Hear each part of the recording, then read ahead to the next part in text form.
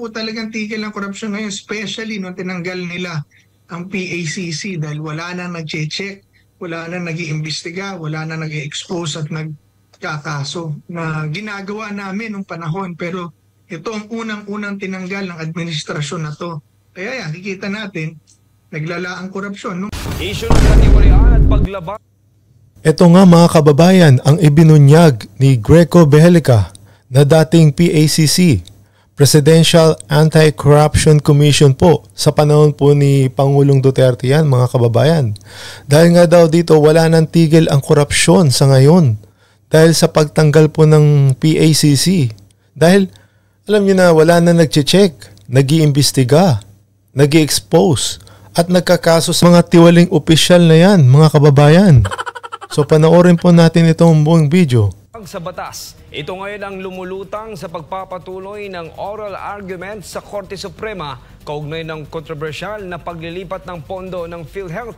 Ayon sa dating chairman ng Presidential Anti-Corruption Commission, maaaring may malinaw na paglabag sa konstitusyon, lalo na sa usapin ng separation of powers. Narito ang balita ni Jane Gudnita.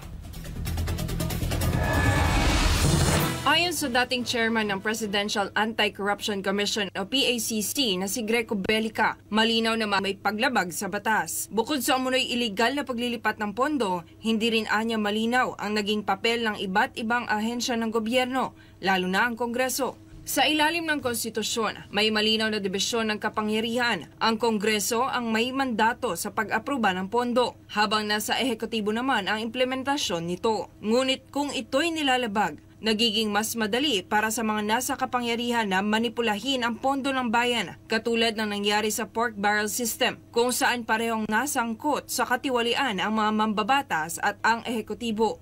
So these are already clear signs ng violation of law, to my opinion, based on the oral arguments. Kasi alam nyo, yan talagang division at pagkakahiwalay ng kapangyarihan, mag-appropriate na ibinigay sa Kongreso at mag-implement ng pondo na ibinigay naman sa Executive Department.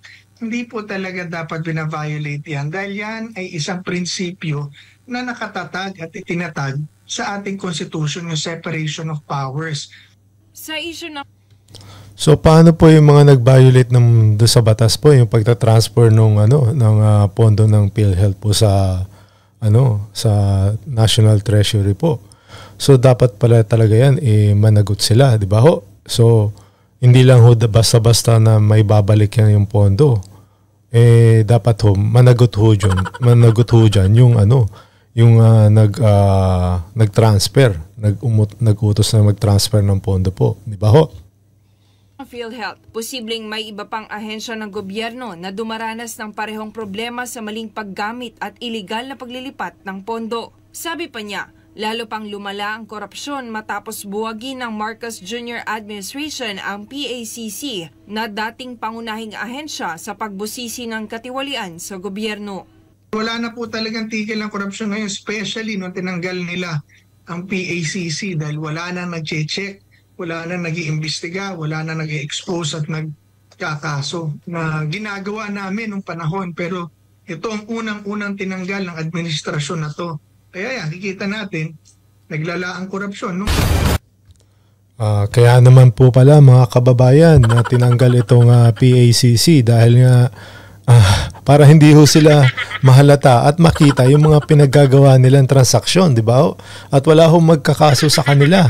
At wala hong mag-expose sa kanila sa mga ginagawa na lang katarantaduhan mga kababayan. Ito ho yung patunay na meron talaga silang balak mga kababayan. Kaya tinanggal ho itong PACC na to.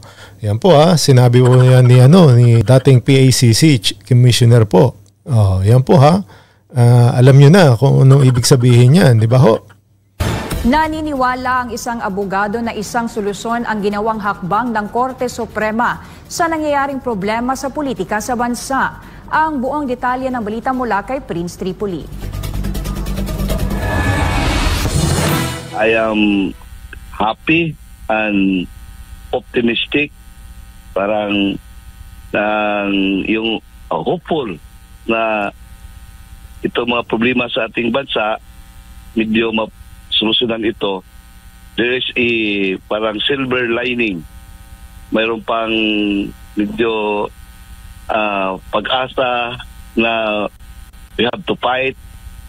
Kasi the Supreme Court has shown itself to be the guardian of democracy. Ito ang naging komento ni Attorney James Reserva, isang litigation attorney ng Filoteo at Reserva Law, sa usapin na nagpapatuloy na oral argument sa Korte Suprema kaugnay sa PhilHealth. Para sa kanya, pag-asa ang ginagawang pag-uusisa ng Korte Suprema para masawata na ang ginagawang pang-aabuso sa mga nakaupong politiko sa gobyerno, partikular na sa sangay ng ehekutibo at lehislatura. Ani Reserva, imbis na ang dalawang sangay umano ng gobyerno ang inaasahang tutulong para tumatag ang bansa, ay naging Korte Suprema na.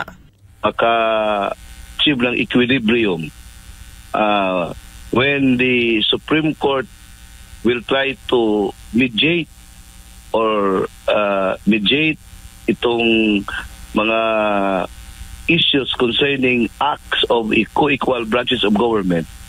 The Supreme Court is not trying to assert its superiority, but what it asserts is the supremacy of the Constitution. Kasi yan naman talaga ang mandate nila, to be a guardian of the Constitution. Ipinuno pa ni Reserva na dahil sa nangyaring oral argument, nalaman ng taong bayan ang katotohanan at bilang isang Pilipino na nagbabayad ng buwis, may karapatan umano itong magtanong kung saan napupunta ang perang ibinabayad sa PhilHealth.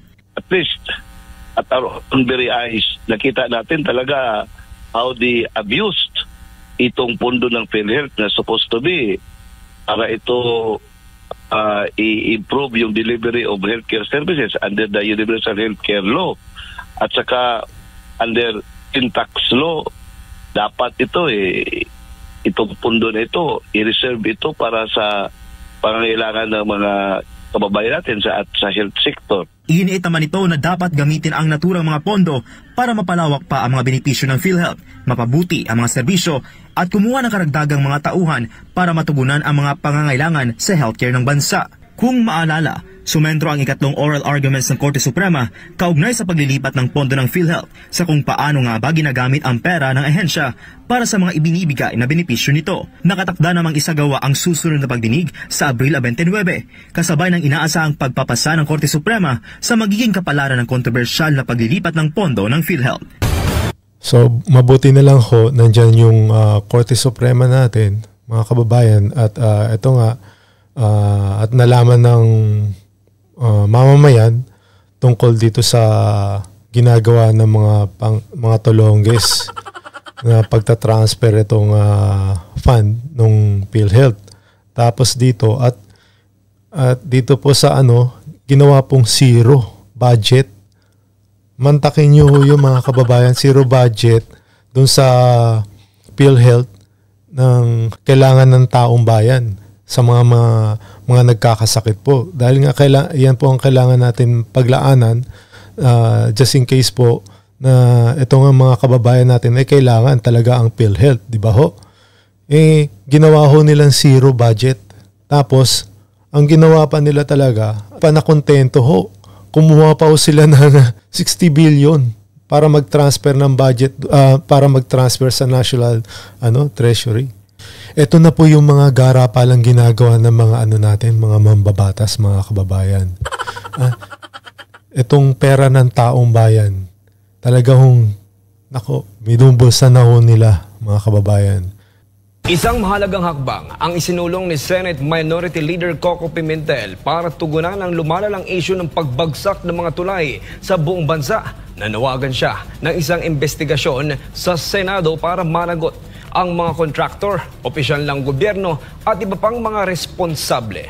Narito ang balita. So ito pa ho mga kababayan, isa pa ho to sa mga problema natin na talaga nakikita natin itong nangyayaring korupsyon talaga mga kababayan.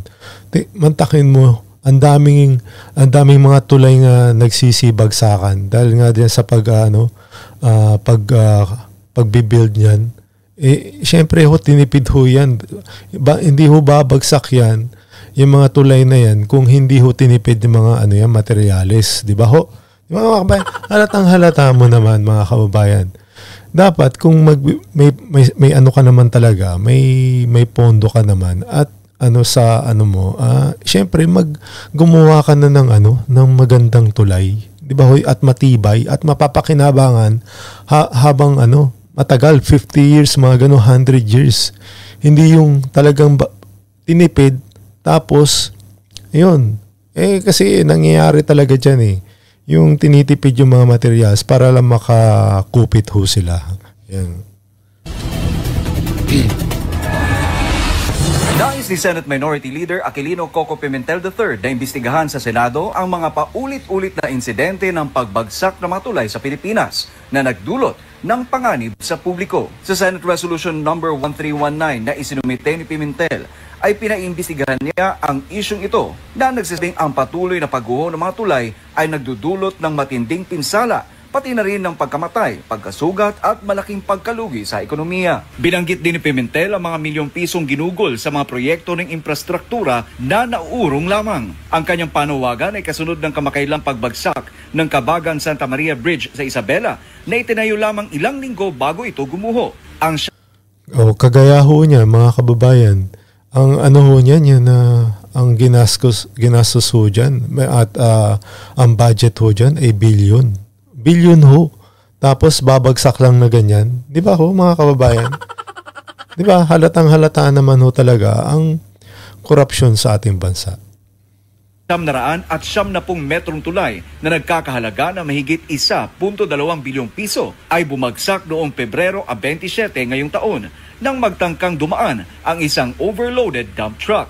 Mula pa noong 2022, patuloy nang nananawagan si Pimentel ng pagsusuri sa mga tulay na itinayo ng gobyerno at tinukoy ang ilang insidente ng mga tulay na may kapansin-pansing mga problema sa istruktura. Isa pang halimbawa ang pagkabasag ng Magapi Bridge sa Balete, Batangas noong Oktubre 28 taong 2024. Ang tulay ay nag-collapse dahil sa malalakas na agos ng baha at mga punong nahulog dulot ng bagyong Christine. Kasunod nito ang insidente noong Oktubre 29 taong 2022 kung saan ang Bantilan Bridge na nag-uugnay sa Batangas at Quezon ay bumigay dulot ng malakas na agos ng ilog at baha. Isa pang insidente ang nangyari noong Oktubre 20 taong 2022 nang gumuho ang Carlos Romulo Bridge sa Bayambang, Pangasinan. Ayon sa mga ulat, ang insidenteng ito'y dulot ng 2 overloaded dump truck na lumampas sa bigat na limitasyon ng tulay na nagresulta sa malaking pinsala at pagkasugat ng 4 na tao. Ilan pa sa mga trahedya ay ang pagkabasag ng Borja Bridge sa Bohol noong Hunyo 16